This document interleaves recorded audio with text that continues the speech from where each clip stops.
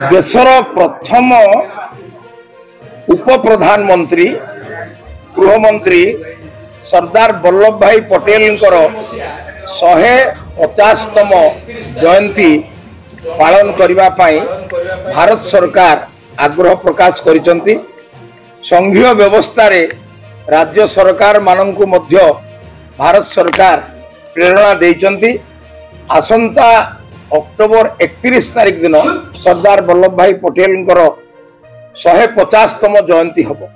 1875 मसीहा अक्टोबर 31 तारिख दिन गुजरात रो खेड़ा जिल्ला रे सरदार पटेल जन्म होता एवं केते थर स्वाधीनता संग्राम रे जेल जाइचंती, केते आंदोलन नेतृत्व नहीं से कथा आज मते कहिबार कोनोसी आवश्यकता नहीं।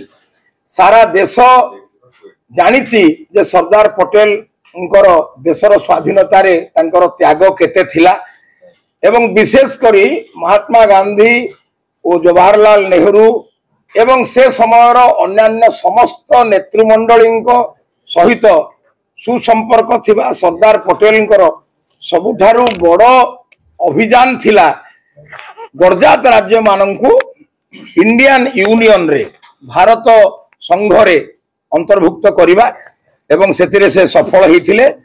तेणु भारत सरकार चिंता अच्छी जे एकता पदयात्रा रो आयोजन करा जिवो। प्रत्येक पार्लियामेंट रे अति कम रे 3टी एकता पदयात्रा रो आयोजन पाई चिंता करा जाइछि।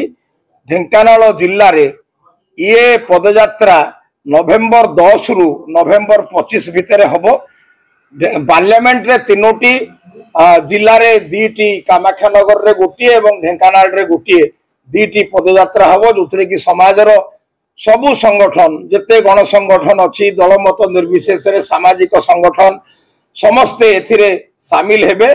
जिला प्रशासन स्वाभाविक भाव में संस्कृति विभाग बा हमर अन्यान्य जिलार प्रासंगिक विभाग माने एथिरे नेतृत्व नेबे आ सरकारी अधिकारी माने मध्य ए काम रे आगु को आसीबे। अक्टोबर 31 रु नवेम्बर 25 भितरे प्रत्येक पार्लियामेंट रे 3टी पदयात्रा रो आयोजन करा जिवो।